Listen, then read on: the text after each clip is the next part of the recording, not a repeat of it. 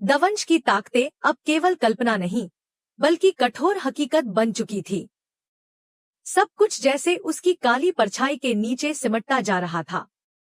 शुरुआत उसी पल से हुई जब विवान की आंखों में अजीब सी नफरत और अंधकार उतर आया। गौरी उससे बहस करने लगी तो वह उसकी आंखों में देखता रहा, लेकिन उसमें अब वो प्रेम, वो अपनापन नहीं था जो पहले था। वो एक अजनबी बन चुका था, कोई ऐसा जो सिर्फ बाहरी तौर पर विवान जैसा दिखता था। गौरी का दिल धड़क उठा जब उसे एहसास हुआ कि उसके सामने खड़ा व्यक्ति विवान नहीं बल्कि दवंश है, वो शक्तिशाली अंधेरा जो सबको निगल सकता है। उस घड़ी अर्जुन ने सही समय पर हस्तक्षेप किया। वो जानता था कि स्थिति नियंत्रण से बाहर होती जा रही है। वह गौरी के पास आया और उसे पहले से तैयार किया गया बैग पकड़ा दिया, जैसे उसे इस दिन का अंदाजा पहले से हो। उसने उसे याद दिलाया कि एक समय उन्होंने वादा किया था, अगर कभी खतरा हुआ तो वह उसे सुरक्षित घर वापस ले जाएगा। उस पुराने वादे को याद कर गौरी का चेहरा पिघलने लगा। उसकी आंखों में भय था, पर कहीं गहराई में एक अटूट हिम्मत भी। अर्जुन की आंखों में चिंता झलक रही थी, लेकिन उसका इरादा स्पष्ट था, गौरी को इस अंधेरे से दूर ले जाना। कार का दरवाजा खुला। गौरी उसमें बैठने ही वाली थी कि तभी हर्ष वहां आ पहुंचा। उसके चेहरे पर घबराहट थी और उसकी सांसें तेज चल रही थी। उसने तेजी से कहा कि मोहना ने एक खतरनाक योजना बना रखी है, जिससे सिर्फ गौरी ही नहीं, पूरा परिवार प्रभावित हो सकता है। उसका कहना था कि ये सिर्फ दवंश से नहीं, बल्कि मोहना के द्वारा किए गए गुप्त अनुष्ठानों से जुड़ा मामला है। ये सुनते ही गौरी के कदम रुक गए। उसकी आंखों के सामने अपने परिवार के चेहरे तैर गए, शारदा, अर्जुन और बाकी सब। वो जानती थी कि भाग जाने से उसके अपने सुरक्षित नहीं होंगे। उसने अर्जुन की ओर देखा और धीरे से कहा, मैं नहीं जा सकती, मुझे यहीं रहना होगा। अर्जुन, जो उसकी सलामती चाहता था, समझ गया कि गौरी का संकल्प दृढ़ है। उसने आखिरी बार पूछा, क्या तुम्हें ऋणमणि मिल गई? लेकिन गौरी ने कोई उत्तर नहीं दिया और सीधा विवान के कमरे की ओर बढ़ गई। कमरे में पहुंचते ही उसने एक औपचारिक खंजर उठाया, जो किसी विशेष अनुष्ठान के लिए उपयोग किया जाता था। विवान बेहोश पड़ा था, लेकिन उसकी उपस्थिति भी जैसे कमरे को भारी बना रही थी। गौरी ने खंजर को हवा में उठाकर एक गूढ़ मंत्र पढ़ा। खंजर का नुकीला सिरा जैसे हवा में कंपन करने लगा। ठीक उसी समय बगीचे से एक चमत्कारी प्रकाश फूटा। यह इस बात का संकेत था कि ऋणमणि जाग चुकी है और विवान खतरे में है। उस चमक के साथ विवान की आंखें खुल गईं। उसके शरीर से अलौकिक ऊर्जा निकलने लगी और वह धीरे धीरे अपने पूर्ण स्वरूप में लौटने लगा। उसने खंजर को हाथ में लिया और जैसे कुछ क्षणों में ही अपनी पूरी शक्ति प्राप्त कर ली। अब वह पहले जैसा विवान नहीं था। वह शक्ति से लबालब, अद्भुत रूप में था। वह गौरी की ओर बढ़ा लेकिन रुक गया। उसने शांत स्वर में कहा, दवंश की शक्तियां तुम्हारे इन प्रयासों से कहीं ऊपर हैं। अब कोई मुझे रोक नहीं सकता। उसकी आंखों में फिर वही गहराई और रहस्य छलक रहा था। गौरी ने कांपते हुए हाथों से उसका चेहरा छुआ और कहा, मुझे विश्वास है कि असली विवान अब भी तुम्हारे अंदर कहीं मौजूद है। उसकी आंखों से आंसू बह रहे थे, लेकिन उसमें उम्मीद की एक लकीर थी। गौरी ने बताया कि उसका मकसद कभी उसे चोट पहुंचाना नहीं था, बल्कि मणि की शक्ति को सक्रिय करना था ताकि वह अपने आप को पहचान सके।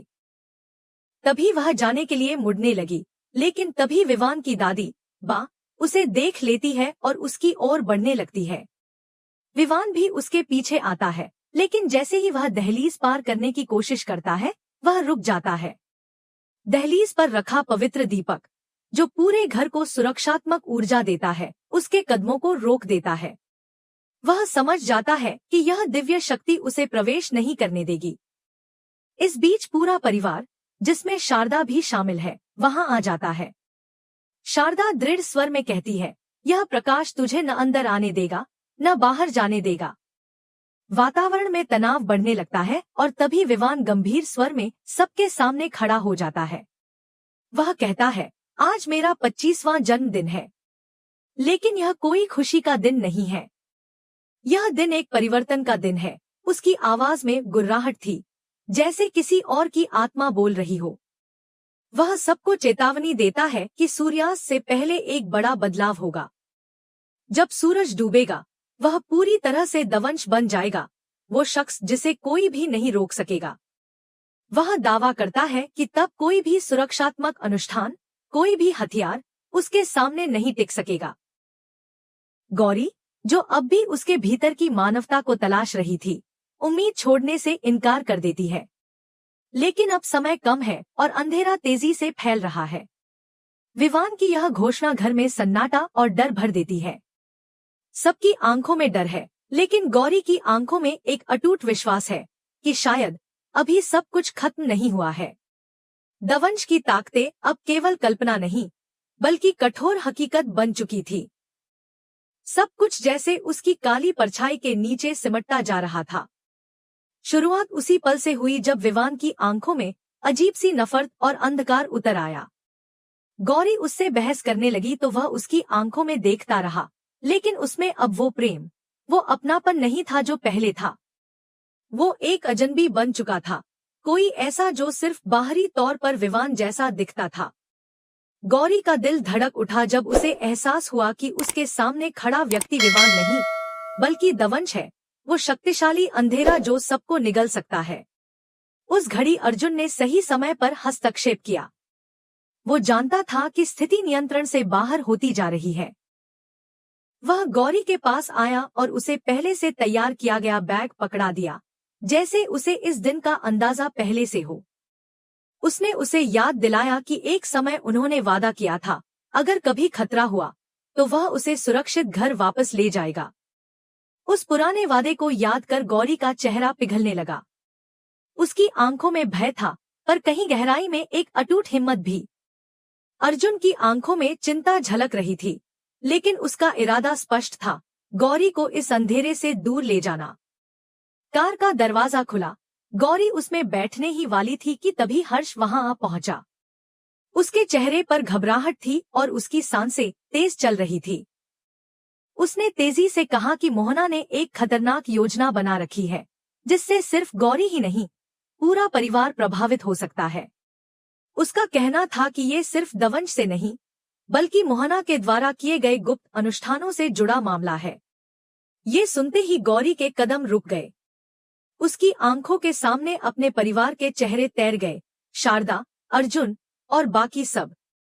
वो जानती थी कि भाग जाने से उसके अपने सुरक्षित नहीं होंगे। उसने अर्जुन की ओर देखा और धीरे से कहा, मैं नहीं जा सकती, मुझे यहीं रहना होगा। अर्जुन, जो उसकी सलामती चाहता था, समझ गया कि गौरी का संकल्प दृढ़ है। उसने आखिरी बार पूछा, क्या तुम्हें ऋणमणि मिल गई? लेकिन गौरी ने कोई उत्तर नहीं दिया और सीधा विवान के कमरे की ओर बढ़ गई। कमरे में पहुंचते ही उसने एक औपचारिक खंजर उठाया, जो किसी विशेष अनुष्ठान के लिए उपयोग किया जाता था। विवान बेहोश पड़ा था, लेकिन उसकी उपस्थिति भी जैसे कमरे को भारी बना रही थी। गौरी ने खंजर को हवा में उठाकर एक गूढ़ मंत्र पढ़ा। खंजर का नुकीला सिरा जैसे हवा में कंपन करने लगा। ठीक उसी समय बगीचे से एक चमत्कारी प्रकाश फूटा। यह इस बात का संकेत था कि ऋणमणि जाग चुकी है और विवान खतरे में है। उस चमक के साथ विवान की आंखें खुल गईं।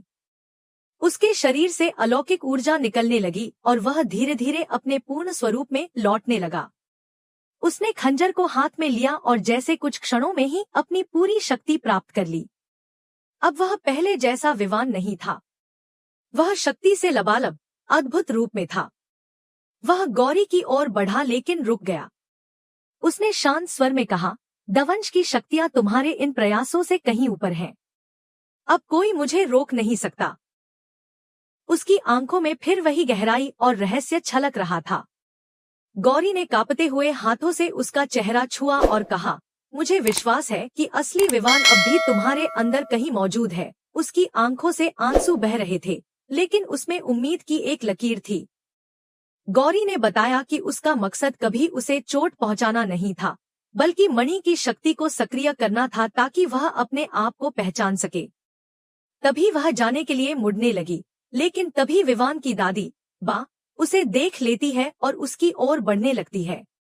विवान भी उसके पीछे आता है, लेकिन जैसे ही वह दहलीज पार करने की कोशिश करता है, वह रुक जाता है। दहलीज पर रखा पवित्र दीपक, जो पूरे घर को सुरक्षात्मक ऊर्जा देता है, उसके कदमों को रोक देता है। वह समझ जाता है कि यह दिव्य शक्ति उसे प्रवेश नहीं करने देगी। इस बीच पूरा परिवार, जिसमें शारदा भी शामिल है, वहां आ जाता है। शारदा दृढ़ स्वर में कहती है, यह प्रकाश तुझे न अंदर आने देगा, न बाहर जाने देगा। वातावरण में तनाव बढ़ने लगता है और तभी विवान गंभीर स्वर में सबके सामने खड़ा हो जाता है। वह कहता है, आज मेरा 25वां जन्मदिन है। लेकिन यह कोई खुशी का दिन नहीं है। यह दिन एक परिवर्तन का दिन है। उसकी आवाज में गुर्राहट थी, जैसे किसी और की आत्मा बोल रही हो। वह सबको चेतावनी देता है कि सूर्यास्त से पहले एक बड़ा बदलाव होगा। जब सूरज डूबेगा, वह पूरी तरह से दवंश बन जाएगा, वो शख्स जिसे कोई भी नहीं रोक सकेगा। वह दावा करता है कि तब कोई भी सुरक्षात्मक अनुष्ठान, कोई भी हथियार उसके सामने नहीं टिक सकेगा। गौरी, जो अब भी उसके भीतर की मानवता को तलाश रही थी, उम्मीद छोड़ने से इनकार कर देती है। लेकिन अब समय कम है और अंधेरा तेजी से फैल रहा है। विवान की यह घोषणा घर में सन्नाटा और डर भर देती है। सबकी आंखों में डर है, लेकिन गौरी की आंखों में एक अटूट विश्वास है कि शायद अभी सब कुछ खत्म नहीं हुआ है।